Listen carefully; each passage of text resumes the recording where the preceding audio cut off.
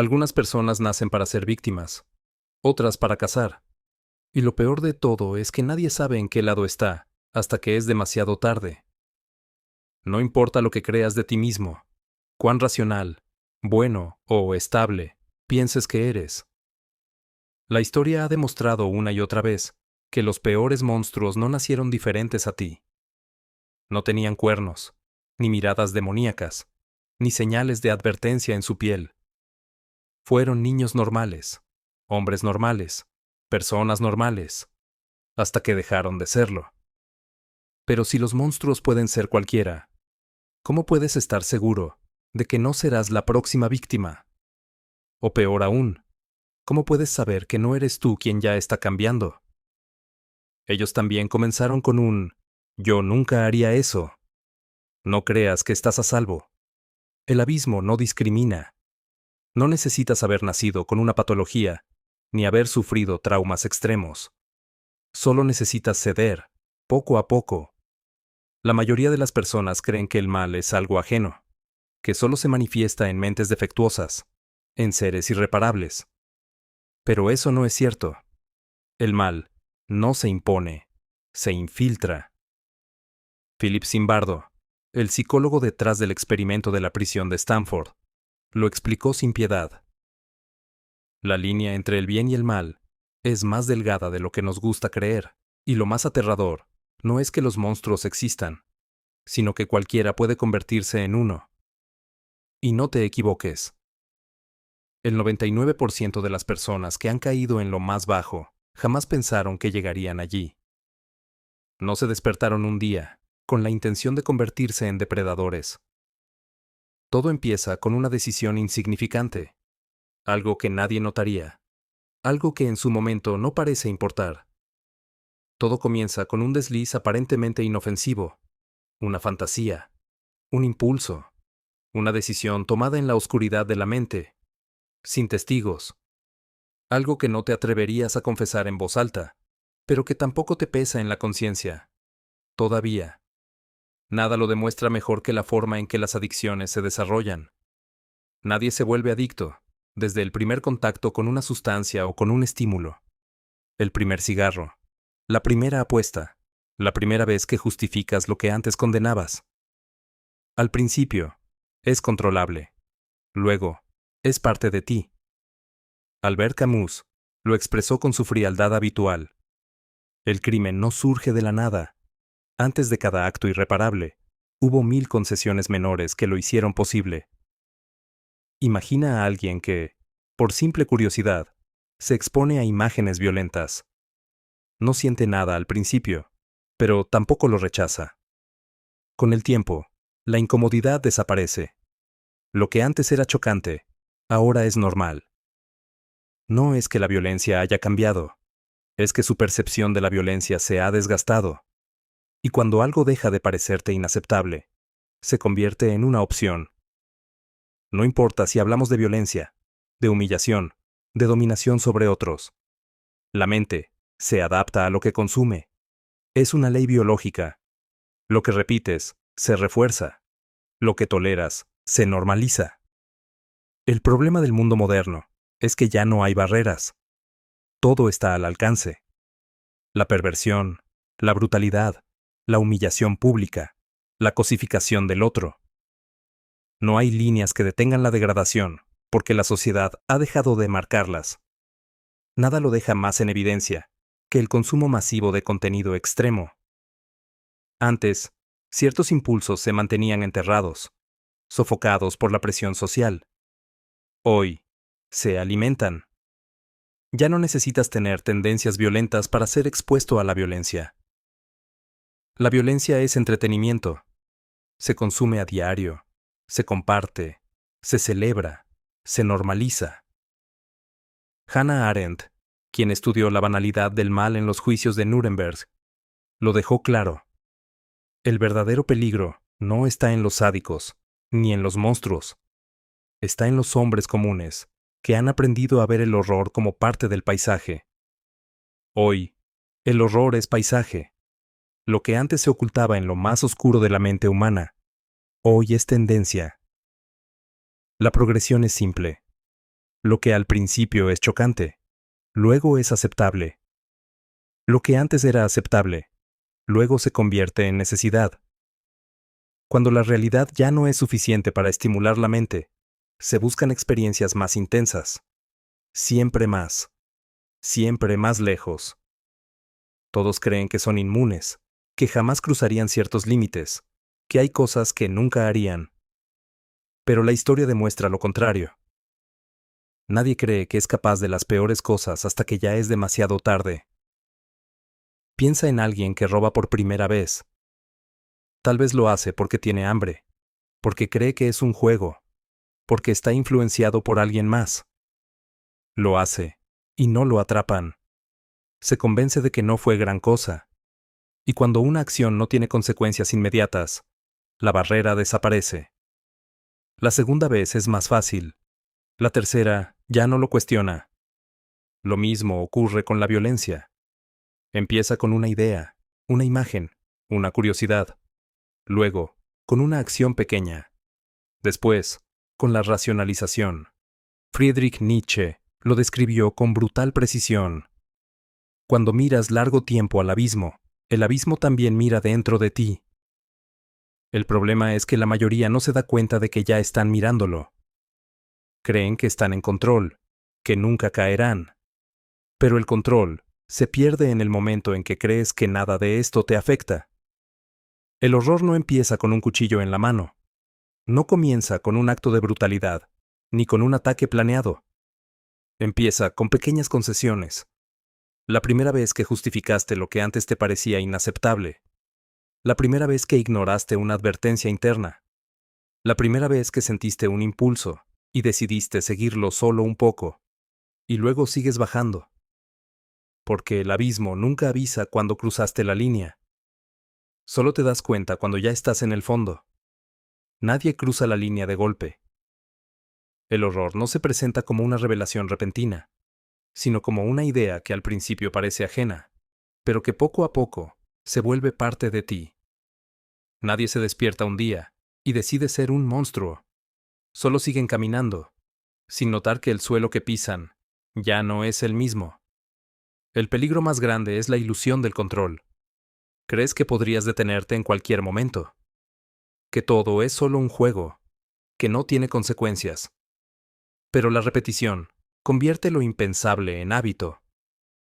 Lo que una vez te habría horrorizado, ahora te resulta indiferente. Y después, te resulta atractivo. Jean Baudrillard, quien estudió la distorsión de la realidad en la era del consumo, lo advirtió con una frase demoledora. Cuando todo es espectáculo, el horror deja de parecer real. Y cuando el horror deja de parecer real, ya nada tiene significado. La mente tiene mecanismos de defensa. Al principio, el instinto rechaza lo que no encaja con su moralidad. Sientes incomodidad, vergüenza, incluso miedo. Pero si te expones lo suficiente, esos mecanismos colapsan. Basta con observar la forma en que la gente consume violencia. Cada día, imágenes de brutalidad circulan sin que nadie se inmute. Antes, presenciar una muerte era algo traumático. Hoy, los cuerpos en las calles son parte del paisaje. La sangre se ha convertido en contenido viral. El que mira, no se da cuenta de que está cambiando. El que consume no nota que se está volviendo parte del sistema que antes le habría repugnado. Pero cuando la empatía muere, ya no hay retorno. John Douglas, el exagente del FBI, que perfiló a los asesinos en serie más brutales de la historia, dijo algo que hiela la sangre. Nunca se dan cuenta de en qué momento dejaron de ser humanos. El problema es que el cerebro no tiene un interruptor de emergencia. Una vez que la línea desaparece, ya no hay razón para volver atrás. Entremos donde el horror se vuelve absoluto. El punto en el que la violencia ya no es algo externo, sino una fuente de placer. Se empieza con la curiosidad, el morbo de mirar, de saber, de acercarse a lo prohibido. Luego, con la tolerancia. Dejas de rechazarlo, dejas de sentir incomodidad, y finalmente, con la excitación. Se convierte en una necesidad. No hay mayor evidencia de esto que el consumo masivo de contenido extremo. La gente busca lo más brutal, lo más enfermizo, lo más degradante. El contenido para adultos no deja de escalar a niveles más inhumanos. Los videos de tortura se comparten como si fueran un género de entretenimiento más. Los consumidores ya no se detienen a preguntar en qué momento cruzaron la línea. Gustave Le Bon, quien estudió la psicología de las masas, lo expresó con frialdad. Cuando el individuo se diluye en la multitud, pierde su identidad y su moralidad. Y lo peor es que lo hace con placer. La violencia ya no es un acto aislado de unos pocos degenerados. Es una corriente que arrastra a toda la sociedad hacia una insensibilidad absoluta. Y si no lo crees, pregúntate esto. ¿Cuándo fue la última vez que viste algo horrible y realmente te afectó? No basta con observar. El siguiente paso es actuar. Los perfiles de criminales como Bundy, Dahmer o Ramírez muestran la misma progresión. Primero miran, luego fantasean, después prueban. Ted Bundy no nació como un asesino. Era un hombre común, con una vida funcional, un estudiante con ambiciones. Pero tenía impulsos, y en lugar de sofocarlos, decidió alimentarlos. El primer acto siempre es el más difícil. La primera vez que transgredes algo que juraste que jamás harías. Pero cuando lo haces, y no hay castigo, ya no hay razón para detenerse. El cerebro se adapta, elimina la culpa, justifica cada nueva acción. Y antes de que puedas detenerte, has cruzado una frontera de la que ya no hay regreso. Hermann Broch, quien analizó la degradación moral de las sociedades, lo resumió en una frase aterradora. Lo peligroso no es el primer crimen. Lo peligroso es la facilidad con la que justificamos el segundo. Si el mal es progresivo, si nadie cruza la línea de golpe, si todo es cuestión de repetición y tolerancia, ¿cuántos pasos te faltan para llegar allí? El problema con pensar que los monstruos están lejos, que son diferentes, que nunca podría ser uno de ellos, es que eso es exactamente lo que todos ellos pensaron alguna vez. Y cuando miras el abismo lo suficiente, el abismo te devuelve la mirada. Cuando el depredador se mira al espejo, ya no ve un monstruo. Lo que una vez le pareció aberrante, lo que la sociedad le enseñó a condenar, lo que incluso él mismo consideraba impensable, ahora es parte de su identidad. Ya no es que haya cruzado la línea, es que la línea ya no existe. Lo más perturbador de los depredadores como Bundy no es solo lo que hicieron, sino cómo llegaron a convencerse de que sus actos no eran aberrantes, sino inevitables. Cada vez que cruzaban un nuevo límite, no sentían que se alejaban de la humanidad. Al contrario, sentían que estaban entendiendo una verdad que el resto ignoraba. Aquí es donde el horror alcanza su punto máximo, porque si la moralidad es un conjunto de reglas impuestas, si todo lo que consideramos bueno o malo no es más que una construcción social, ¿quién puede decir que ellos estaban equivocados? Simone Weil, quien estudió la psicología de la justificación del mal, lo expresó con una frialdad escalofriante. Los actos más terribles de la historia no fueron cometidos por personas que creían estar haciendo el mal. Fueron cometidos por personas que encontraron la justificación para hacerlo. Todo crimen necesita un argumento para sostenerse. Nadie quiere verse a sí mismo como el villano. Nadie quiere aceptar que sus actos son repulsivos. Entonces, crean la historia que les permite seguir adelante. Bundy no se veía a sí mismo como un asesino. Se veía como alguien que estaba corrigiendo algo, castigando algo, tomando lo que le correspondía. Y esto es lo que hace que la degradación total sea tan aterradora. Siempre hay una justificación, y aquí está la pregunta que nadie quiere hacerse. ¿Es posible que tú también hayas encontrado justificaciones para algo que antes rechazabas? Piénsalo. La primera vez que mentiste, la primera vez que manipulaste a alguien, la primera vez que tomaste una decisión que benefició solo a ti, sin importar a quién perjudicabas. Seguro que tenías un motivo. Seguro que había una explicación que hacía que todo tuviera sentido. Entonces, ¿dónde está la diferencia? Si todo es cuestión de perspectiva, si todo acto puede ser justificado con la historia adecuada, ¿hay justificaciones para ser así? Llega un punto en que el depredador ya no actúa con cautela, porque ya no cree que lo que hace está mal. El asesino en serie deja de esconderse. El sociópata deja de fingir empatía. El depredador ya no necesita excusas. El mundo ya no es el mismo en su mente. El mundo es suyo. John Wayne Gacy enterraba cuerpos en su propia casa mientras organizaba fiestas para la comunidad. Dennis Rader, el asesino BTK, escribió cartas burlándose de la policía porque se convenció de que nunca lo atraparían.